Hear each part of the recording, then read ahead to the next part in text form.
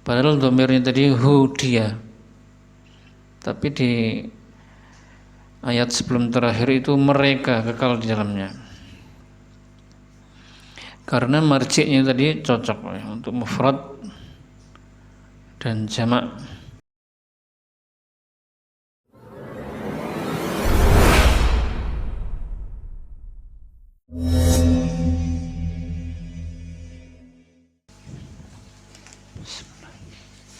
Assalamualaikum warahmatullahi wabarakatuh.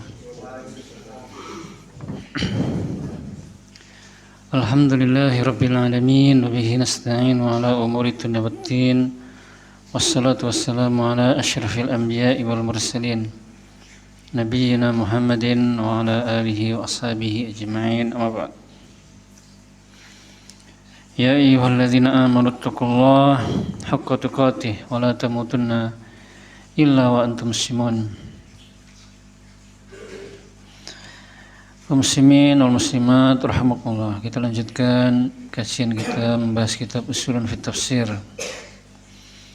yang ditulis oleh Syekh Muhammad ibn Shalih Al-Utsaimin rahimahullah. Qala al-muallif rahimahullah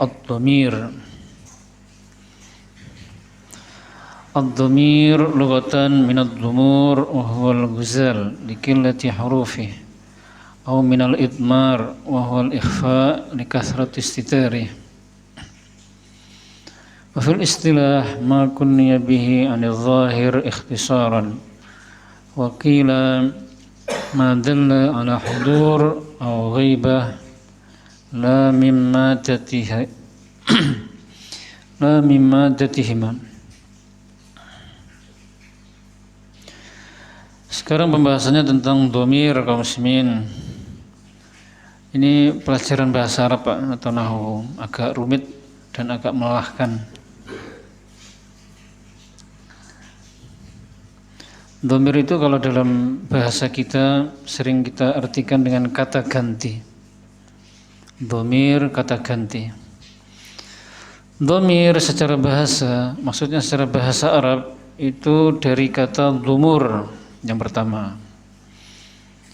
Artinya kurus kering karena hurufnya sedikit, atau dari idmar yang bermakna sembunyi karena dia keberadaannya selalu tersembunyi. Dan secara istilah, dhamir adalah sesuatu yang dijadikan pengganti sebutan yang zahir sebagai bentuk ringkasnya. Ada pula yang mendefinisikan sesuatu yang menunjukkan hudur, nampak, atau ghaibah, tidak nampak, atas sesuatu bukan dari zatnya. Jadi dhamir secara bahasa dari dua kata Pak, ya. Yang pertama dhumur, yang kedua idmar. Kalau dhumur artinya kurus kering karena hurufnya sedikit.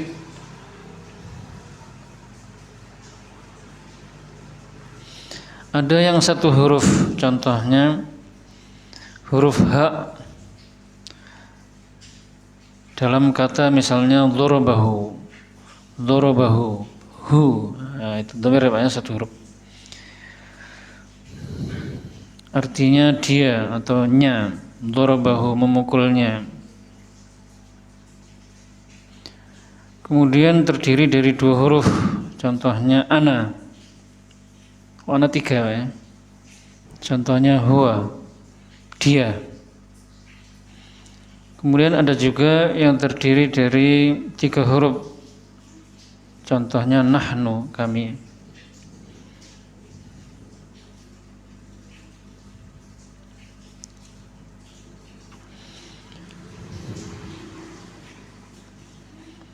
Kemudian secara istilah didefinisikan ada dua. Di antaranya tadi adalah ma kunniya bihi 'anil zahir ikhtisaran, sesuatu yang dijadikan pengganti. Sesuatu yang dijadikan pengganti sebutan yang zahir sebagai bentuk ringkasnya. Contohnya ayat dalam surah Al-Ahzab, innal muslimina wal muslimat wal mu'minina wal mu'minat wal qanitina wal qanitat was shadiqina was shadiqat was sabirin was sabirat wal khashi'in wal khashi'at wal mutasaddiqin wal mutasaddiqat was shaimin was shaimat wal hafizina furujahum wal hafizat. Panjang Pak ya. Terus sampai akhirnya a'addallahu lahum maghfiratan wa ajran 'azimah. Sesungguhnya orang-orang muslim laki-laki dan perempuan, orang-orang beriman laki-laki dan perempuan, yang taat laki-laki dan perempuan, yang sedekah laki-laki dan perempuan, yang jujur laki-laki dan perempuan, yang sabar laki-laki dan perempuan, yang menjaga kemaluan laki-laki dan perempuan, yang berzikir, banyak berzikir laki-laki dan perempuan, maka Allah sediakan bagi mereka ampunan dan pahala yang besar. Jadi Allah mengatakan setelah menyebut innal muslimin wal muslimat wal mu'minin wal mu'minat a'addallahu lahum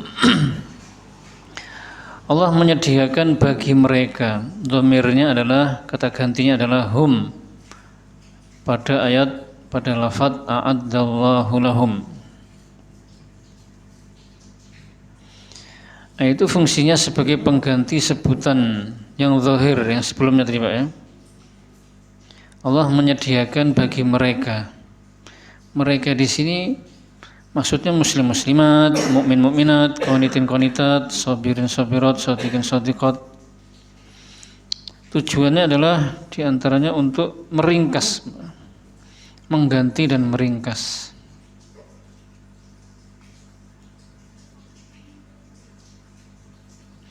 Ini juga menunjukkan keindahan Al-Quran dan ketinggian bahasanya. Jadi Allah tidak mengulangi lagi dengan menyebut isim zahir tadi. Jadi cukup a'addallahu lahum, Allah menyediakan bagi mereka. Mereka itu maksudnya 10 kata tadi. Jadi Allah tidak perlu mengulangi a'addallahu lil muslimin wal muslimat wal mu'minin. Akhirnya malah panjang lagi ya.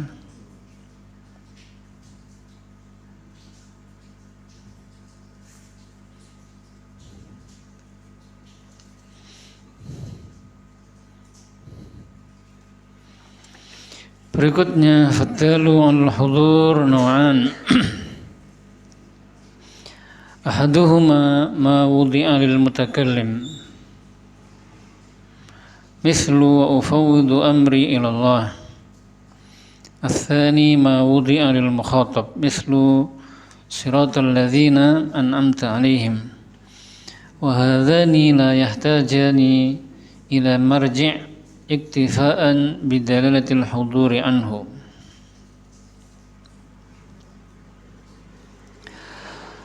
Dhamir atau kata ganti yang menunjukkan kepada hudur, nampak, itu ada 2 macam. Karena dhamir itu ada 2 macam tadi Pak ya, di definisi satunya yang didefinisikan oleh Ibnu Malik ahli nahwu, bahwasanya dhamir itu ada 2 macam. Dhamir yang menunjukkan kepada hudur, nampak, dan ghaibah, tidak nampak. Nah, dhamir yang menunjukkan kepada nampak itu ada dua macam. Yang pertama adalah dhamir untuk orang yang berbicara. Dalam bahasa kita orang yang pertama. Contoh ayatnya wa ufawwidu amri ilallah, dan aku menyerahkan urusanku kepada Allah. Yang kedua adalah dhamir untuk orang yang diajak bicara, atau nama lainnya orang kedua. Contoh ayatnya siratal ladzina an'amta 'alaihim, jalan orang-orang yang Engkau beri nikmat atas mereka. Maka kedua dhamir macam ini tidak butuh kepada marji' atau rujukan, karena sudah cukup dengan petunjuk nampaknya dhamir saja.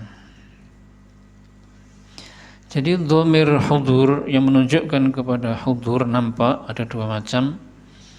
Yang pertama dhamir untuk orang yang berbicara, saya, maksudnya gitu Pak ya. Contohnya ayat wa ufawwidhu amri ilallah, dan aku serahkan urusanku kepada Allah.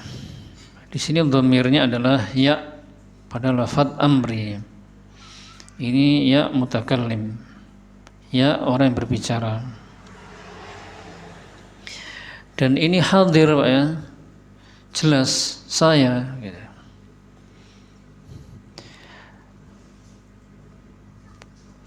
Maka tidak butuh kepada marji, tidak butuh kepada rujukan, karena sudah jelas nampak. Aku serahkan urusanku kepada Allah.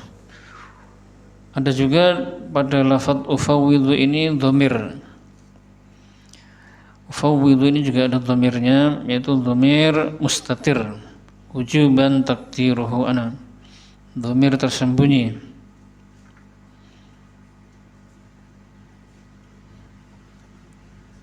Ketetapannya maknanya adalah saya, fa'il.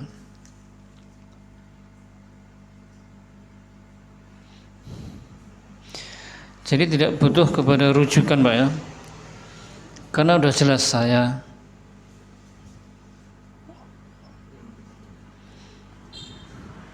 Kemudian yang kedua adalah dhamir untuk mukhatab, untuk orang yang diajak bicara.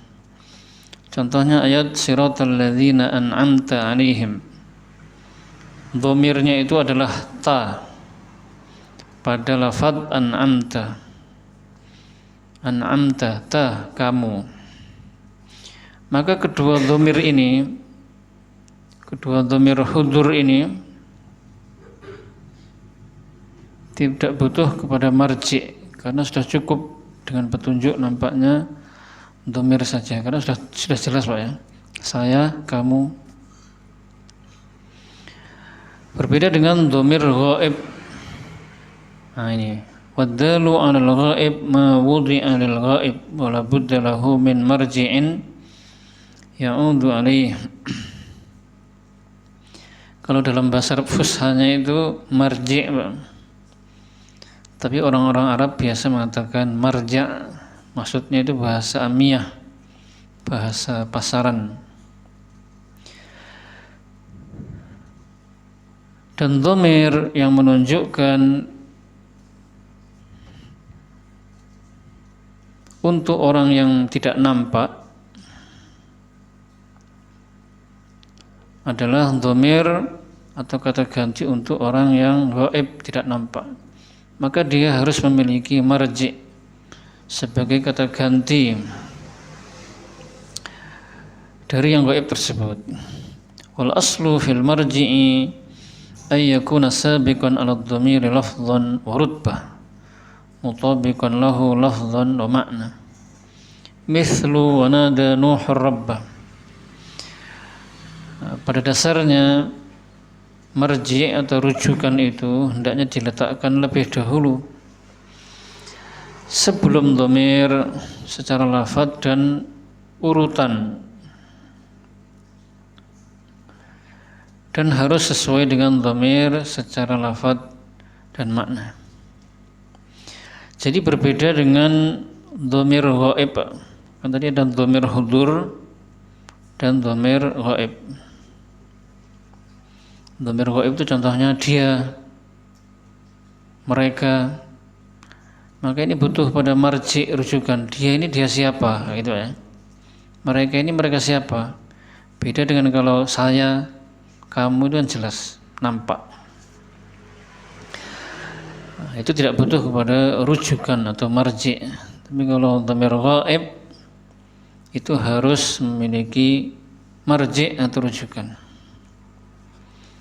Dan pada asalnya seperti itu.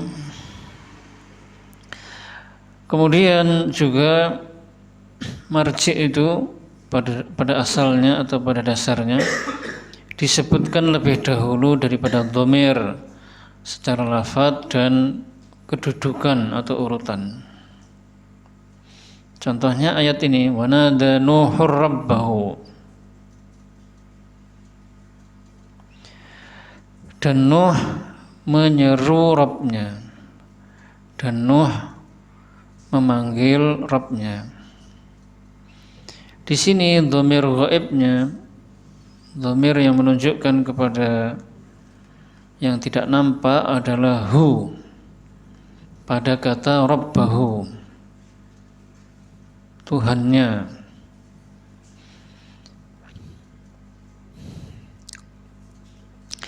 Nya di sini dhamir di sini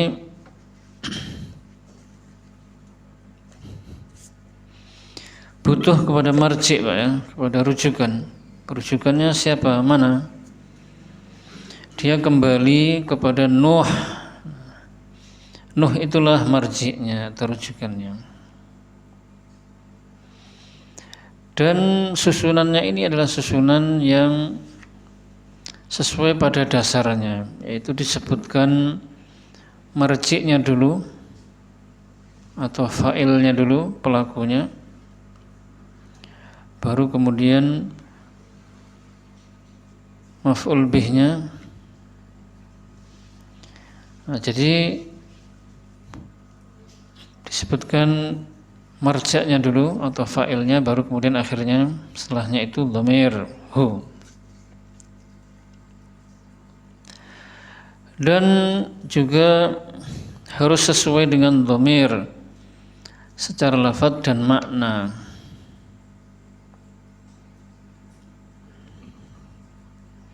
Dhamirnya hu itu dia laki-laki, Pak.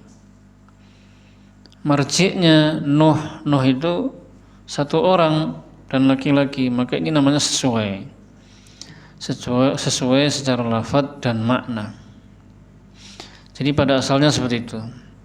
Marji' disebutkan dulu, urutannya begitu, baru kemudian dhamir, urut secara lafadz dan kedudukan, kemudian juga sesuai lafadz dan maknanya. Rabbuhu kembali pada Nuh. Nuh itu dhamir ghaib mufrad, tunggal, muzakkar, laki-laki, dan Nuh sebagai marji' juga mufrad, tunggal, laki-laki, itu ya.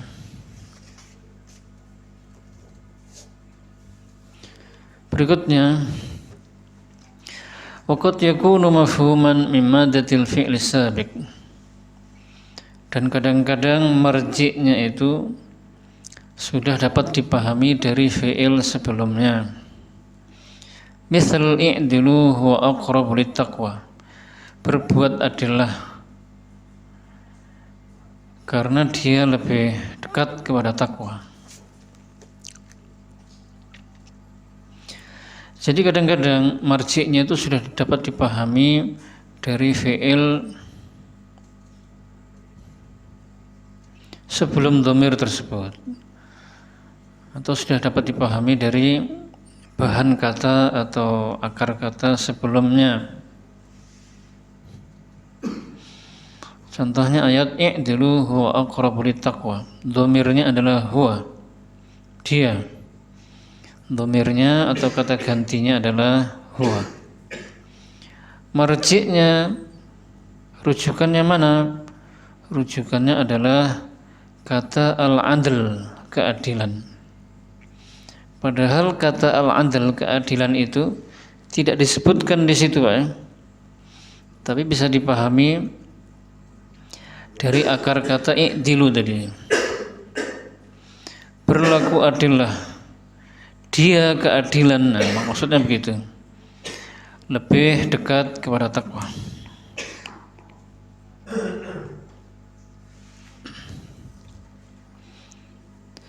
Berikutnya, waqad yasbiqu lafdhan la rutbatan, misal wa idzibtala Ibrahim rabbuh. Dan kadang-kadang marji'nya itu didahulukan secara lafadz tapi tidak secara kedudukan atau urutan. Contohnya, dan ketika Rabb-nya menguji Ibrahim, di sini dhamirnya adalah hu pada kata Rabbuhu. Marji'nya atau rujukannya adalah Ibrahim. Di sini Ibrahim itu disebutkan dahulu secara lafadz, tapi tidak secara urutan. Pada asalnya kalau urutan itu yang disebutkan kan fa'ilnya dulu, Pak. Tapi ini maf'ul bihnya dulu disebutkan, baru fa'ilnya. Dan itu sah-sah saja. Ini juga menunjukkan balaghah atau keindahan bahasa Al-Quran dan kesempurnaannya. Maka jangan sampai kita salah membaca. Barangkali sebagian orang bisa-bisa salah membaca. Bisa-bisa bacanya wa idzibtala Ibrahimu rabbahu gitu.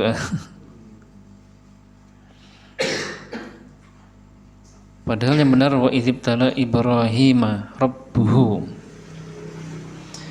Jadi maf'ul bihnya itu ditaruh di depan. Biasanya kan taruh di belakang setelah fa'il pelaku. Waqad yasbiqu rutbatan la lafdhan mislu hamala kitabahu talib. Dan kadang-kadang marji'nya itu didahului dhamir secara kedudukan atau urutan,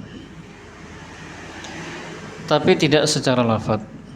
Contohnya perkataan pelajar itu membawa kitabnya. Dhamir dalam contoh ini adalah hu, dia, pada lafadz kitabahu.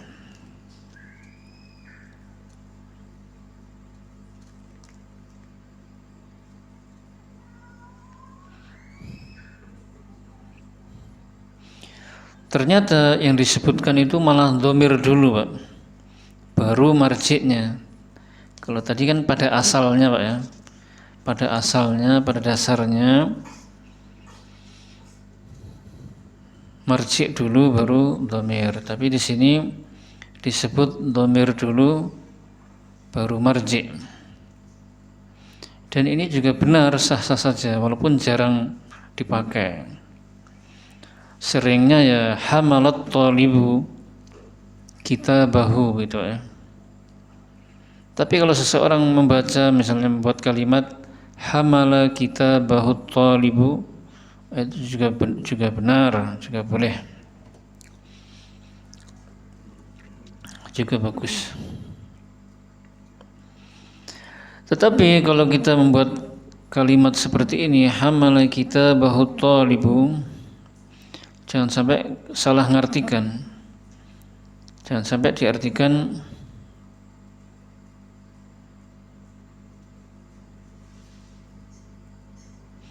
kitabnya membawa siswa gitu. Tetap arti yang benar adalah siswa itu membawa kitabnya. Berikutnya kaum muslimin, waqad yakunu mafhuman minas siyaq.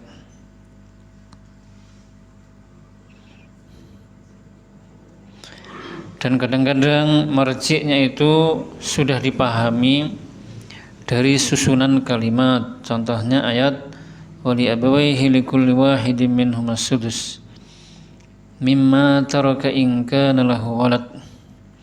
Dan untuk dua orang bapak ibu masing-masing mendapatkan 1/6 dari harta yang ditinggalkan jika dia itu mempunyai anak. Fadh-dhamir ya'udu 'alal mayyitil mafhum min qawlihi mimma tarak. Maka dhamir kembali kepada mayit. Hal itu dipahami dari firman Allah Ta'ala mimma tarak, dari harta yang ditinggalkan.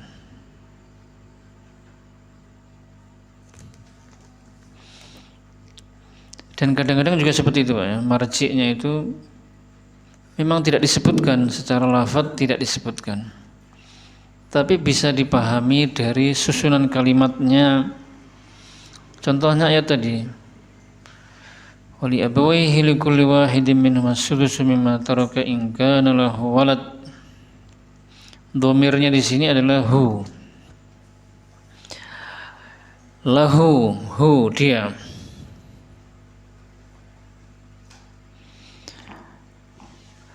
Dan kedua orang bapak ibu masing-masing mendapatkan 1/6 dari harta yang ditinggalkan jika dia memiliki anak. Nah, dia ini dia siapa? Rujukannya siapa? Hu ini kembali kemana? Gitu ya. Nah, maka setelah dipahami dari susunan kalimat, hu itu kembali kepada mayit, orang yang sudah meninggal. Memang lafadz mayitnya tidak disebut, tapi bisa dipahami hu itu kembali mayit kepada si mayit. Karena tidak mungkin kedua orang bapak ibu itu mendapatkan warisan 1/6 tadi, Pak ya. Kecuali kalau yang memberi warisan sudah mati. Berikutnya, waqad la yutabiqud dhamiru makna. Dan kadang-kadang dhamir itu tidak sesuai dengan maknanya. Misal, walaqad khalaqnal insana min sulalatin min tin, thumma ja'alnahu nutfah.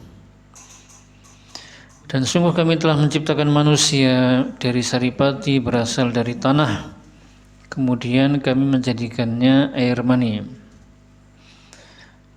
Fadh-dhamiru ya'udu 'alal insan bi'tibari lafzi. Li'anna al-maj'ula nutfatan laysa al-insan al-awwal. Maka dhamir kembali kepada manusia secara lafadz. Karena yang dijadikan air mani itu bukan manusia yang pertama tadi. Jadi kadang-kadang seperti itu, Pak. Dhamirnya tidak sesuai dengan maknanya. Dan sah-sah saja. Contohnya ayat ini, walaqad khalaqnal insana min sulalatin min tin, tsumma ja'alnahu nutfah.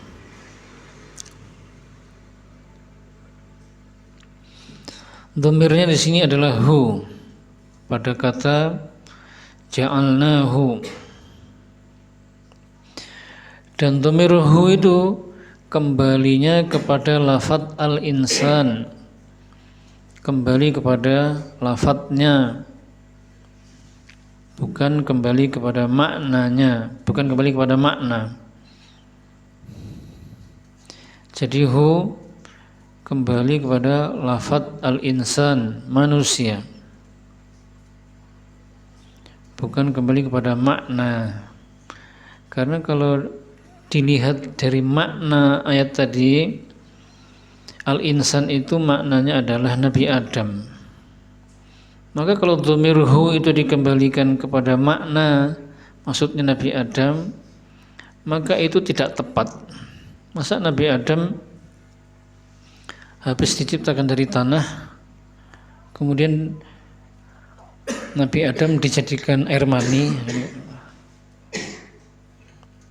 Jadi yang dimaksud hu di sini adalah manusia, bukan Nabi Adam, tapi manusia setelah Nabi Adam, seperti Nabi Nuh dan seterusnya. Karena mereka diciptakan dari nutfah, air mani. Berikutnya, wa idza kana al-marji'u salihan lil mufradi wal jam'i jaza 'audu ad-dhamiri 'alaihi bi ahadihima.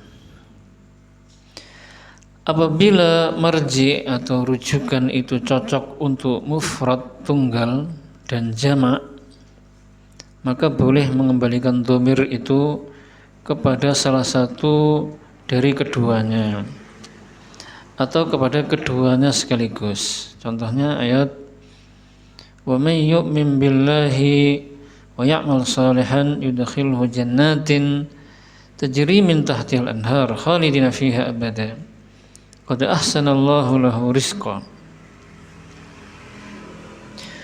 Dan barang siapa yang beriman kepada Allah dan beramal saleh, maka dia akan memasukkannya ke dalam surga yang mengalir di bawahnya sungai-sungai, mereka kekal di dalamnya selama-lamanya. Sungguh Allah telah membaguskan baginya rizki.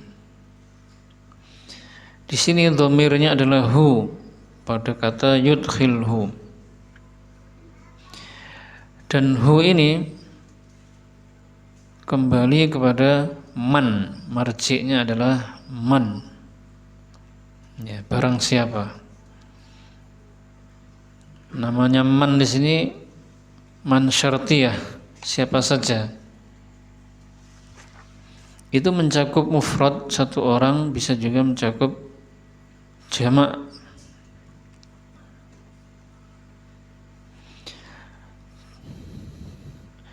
Jadi marji'nya itu cocok untuk mufrad dan jamak man. Mencakup satu juga mencakup jamak, Pak ya. Makanya pakai dhamir hu bisa. Apalagi Allah Subhanahu wa taala menambahi keterangan pada kalimat setelahnya, khalidina fiha, mereka kekal di dalamnya selama-lamanya. Padahal dhamirnya tadi hu dia. Tapi di ayat sebelum terakhir itu mereka kekal di dalamnya. Karena marji'nya tadi cocok ya, untuk mufrad dan jamak. Man itu mencakup mufrad dan jamak. Kalau khalidina fiha jamak. Sehingga yudkhilhu, hu ini kembali pada man dan juga kembali kepada khalidina. Jadi bisa kembali ke salah satunya, bisa kembali kepada dua-duanya. Benar. Berikutnya adalah wal aslu ittihadu marji'id dhamair idza ta'addadat. Pada dasarnya marji' dhamir-dhamir itu adalah satu jika dhamir-dhamir tersebut lebih dari satu. Contohnya, allamahu syadidul quwa dzu mirratin fastawa wa huwa bil ufuqil a'la thumma dana fatadalla fakana qaba qausaini aw adna fa auha ila abdihi ma auha. Yang diajarkan kepadanya oleh Jibril yang sangat kuat, yang memiliki akal yang cerdas, dan dia menampakkan diri dengan wujud asli kepada Muhammad, dan dia berada di ufuk yang tinggi. Kemudian dia mendekat, lalu tambah mendekat lagi, sampai akhirnya sejarak dua ujung busur panah. Lalu dia menyampaikan kepada hambanya apa yang telah Allah wahyukan. Fadhamairu raf'i fi hadhil ayat ta'udu ila syadidil quwa wa huwa Jibril. Dhamir-dhamir rafa' ini semuanya kembali kepada syadidul quwa, yaitu Jibril.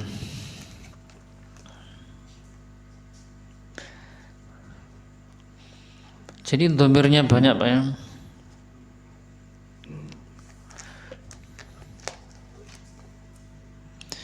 Dia yang sangat kuat, dia memiliki akal yang cerdas, dia menampakkan diri dengan wujud asli. Kemudian dia mendekat, lalu dia mendekat lagi, lalu dia, maka dia yang banyak ini kembali kepada satu saja, satu marji', yaitu syadidul quwa, yang memiliki kekuatan yang sangat kuat, yaitu malaikat Jibril.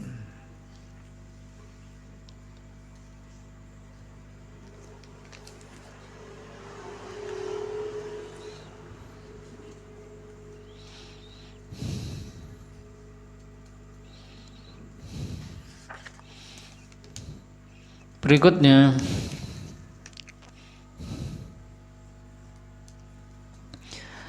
wal aslu 'audud dhamiri 'ala aqrabi madhkur illa fil mutadayyifain faya'udu 'ala al-mudhaf li'annahu al-mutahaddatsu anhu.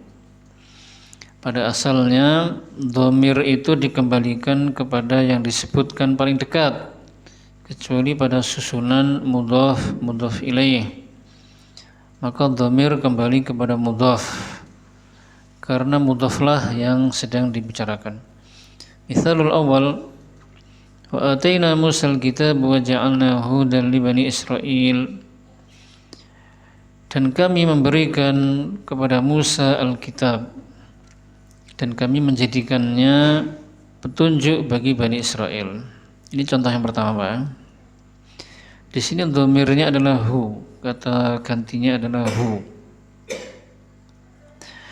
Dan hu di sini kembali kepada Alkitab, yang lebih tepat kembali kepada Alkitab, meskipun kembali kepada Musa juga benar, karena Musa dan Alkitab itu sama-sama memberi petunjuk kepada Bani Israel. Tapi yang lebih tepat hu itu kembali kepada Alkitab, karena Alkitab itu disebutkan paling dekat dengan dhamir, kecuali pada susunan mudhaf ilaih. Maka yang disebutkan itu, marji'nya yang disebutkan itu bukan yang dekat dengan dhamirnya, tapi yang disebutkan adalah mudhafnya. Contohnya ayat wa mithalu tsani wa in ta'uddu ni'matallahi la tuhsuha. Jika kalian menghitung nikmat-nikmat Allah, niscaya kalian tidak akan bisa menghitungnya.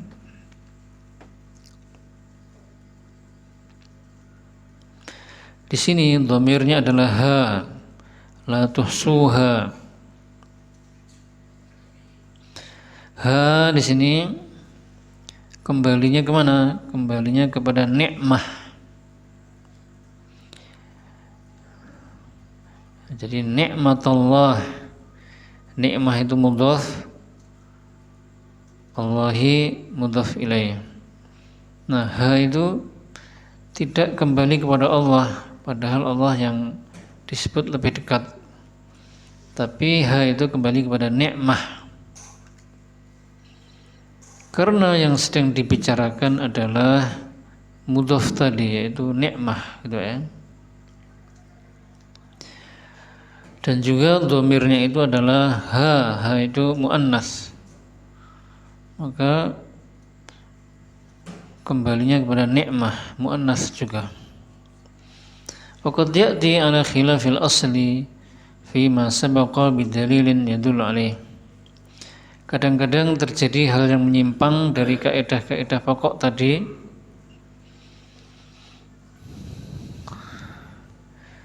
berdasarkan dalil yang menguatkannya. Jadi kaum muslimin, tadi itu adalah kaidah-kaidah tentang dhamir, Pak ya. Kenapa dhamir itu juga dibahas? Karena di dalam Al-Quran banyak dhamir, banyak sekali dhamir, makanya dibahas juga. Dan kadang ada sesuatu nanti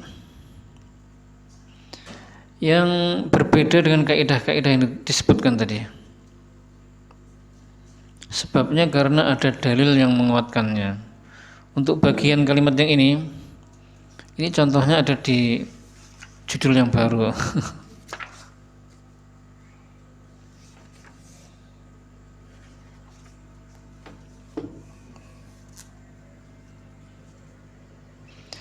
Sekarang judul yang baru,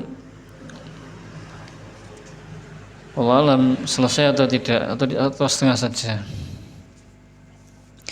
Al-izharu fi mawqi'il idmar, isim zahir menempati dhamir, atau isim zahir menempati isim dhamir.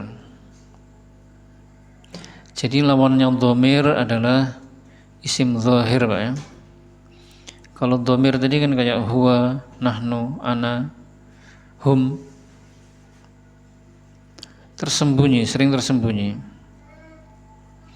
Kalau isim zahir itu nampak, seperti misalnya Muslim, Muhammad.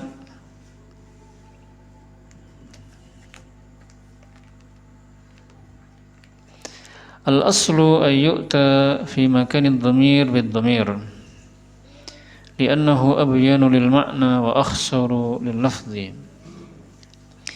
wa lihadza naba ad-dhamir. Pada dasarnya tempat dhamir itu harus ditempati dhamir karena dia memperjelas makna dan lebih menguatkan lafaz. Oleh karena itu dhamir menggantikannya. Biqaulihi, seperti firman Allah Ta'ala, a'addallahu lahum maghfiratan wa ajran 'azima. An isyrina kalimah al-madhkurah qablahu. Contohnya ayat tersebut, Allah Subhanahu wa taala menyediakan bagi mereka ampunan dan pahala yang besar. Dhamir di sini menggantikan 20 kata yang telah disebutkan sebelumnya. Jadi pada asalnya seperti itu ya. Dhamir itu harus menempati dhamir. Dhamir harus ditempati dhamir. Tempat dhamir harus ditempati dhamir. Contohnya ayat yang tadi di awal sudah saya sampaikan. Innal muslimin wal muslimat wal mu'minina wal mu'minat wal qanitina wal qanitat, dan terus. Kemudian Allah mengakhiri dengan a'addallahu lahum. Jadi hum itu kembali ke 20 kata tadi, menggantikan. Tetapi kaum muslimin wa rubbama, nah ini yu'ta makanud dhamiri bil ismi zahir. Tapi mungkin bisa terjadi yang menempati posisi dhamir itu adalah isim zahir. Wa huwa ma yusamma al-izhar fi mawqi'il idmar. Inilah yang dinamakan dengan isim zahir menempati dhamir. Walahu fawaid katsirah tadhharu bihasbi siyaq minha al-hukmu ala marji'ihi bima yaqtadhihi al-ismu zahir. Faedah-faedahnya banyak, diantaranya apa? Menjelaskan hukum bagi marji'nya sesuai dengan isim zahir. Yang kedua, bayanu illatil hukum, menjelaskan alasan hukum. Yang ketiga, umumul hukmi likulli muttasifin bima yaqtadhihi al-ismu zahir. Keumuman hukum bagi siapa saja yang disifati sesuai dengan isim zahir. Sekarang contohnya Pak ya. Misal zalika qauluhu ta'ala man kana aduwwan lillahi wa malaikatihi wa rusulihi wa jibril wa mikal fa innallaha aduwwun lil kafirin. Wa lam yakul fa innallaha aduwwun lah. Barang siapa yang menjadi musuh bagi Allah, para malaikatnya, rasul-rasulnya, Jibril dan Mikail, maka sesungguhnya Allah musuh bagi orang kafir. Di ayat ini Allah tidak mengatakan fa innallaha aduwwun lahu, maka sesungguhnya Allah musuh baginya. Kenapa kaum muslimin? Padahal sebenarnya kan juga bisa. Sebenarnya kan bisa Allah mengatakan fa innallaha aduwwun lahu, maka sesungguhnya Allah adalah musuh baginya. Nya ini kembali ke yang memusuhi Allah tadi, malaikat, rasul, malaikat Jibril dan Mikail. Tapi Allah menggunakan isim zahir. Allah mengatakan fa innallaha aduwwun lil kafirin. Isim zahirnya adalah al-kafirin, Pak ya. Jadi Allah tidak pakai dhamir, bukan lahu atau lahum, tapi lil kafirin, pakai isim zahir al-kafirin. Ternyata inilah keindahan bahasa Al-Quran, ada faedahnya Pak. Fa'afada hadzal izhar. Maka isim zahir al-kafirin tadi, fa innallaha aduwwun lil kafirin memberi faedah yang pertama adalah al-hukmu bil kufri ala man kana aduwwan lillahi wa malaikatihi wa rasulihi wa jibril wa mikal. Menghukumi dengan kekufuran bagi siapa saja yang memusuhi Allah, malaikat, para rasul, Jibril dan Mikail. Karena kalau Allah misalnya mengatakan fa innallaha aduwwun lahu gitu sesungguhnya Allah musuh baginya, berarti kan bisa jadi hukumnya belum diketahui.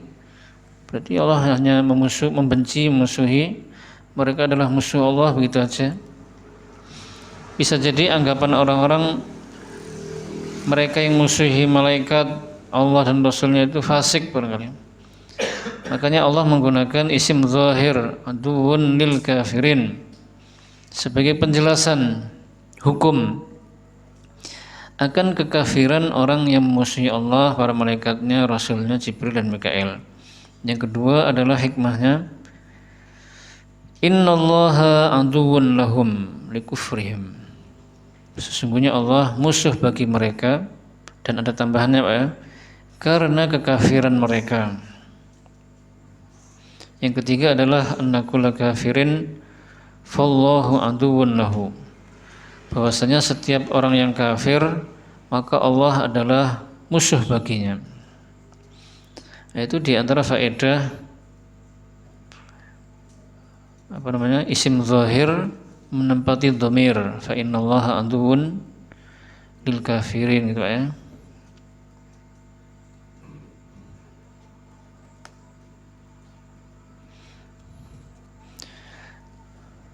Satu lagi Pak, mungkin Pak, contoh Pak. Misalun akhar, contoh yang lain. Qauluhu ta'ala walladzina yumassikuna bil kitabi wa aqamus shalah inna la nudhi'u ajral muslihin. Dan orang-orang yang berpegang teguh pada Al-Quran, mendirikan salat, sesungguhnya kami tidak akan menyia-nyiakan pahala orang-orang yang saleh. Walam yakul inna la nudhi'u ajrahum. Allah tidak mengatakan sesungguhnya kami tidak akan menyia-nyiakan pahala mereka. Fa'afada thalathata umur. Jadi Allah Subhanahu wa taala tidak mengatakan inna la nudhi'u ajrahum pakai dhamir, tapi Allah menggunakan isim zahir yang menempati dhamir di situ. Allah mengatakan inna la nudhi'u ajral muslihin. Ternyata ada 3 faedah. Faedahnya adalah al-hukmu bil islah lil ladzina yumsikuna al-kitab wa yuqimunas shalah. Menjelaskan hukum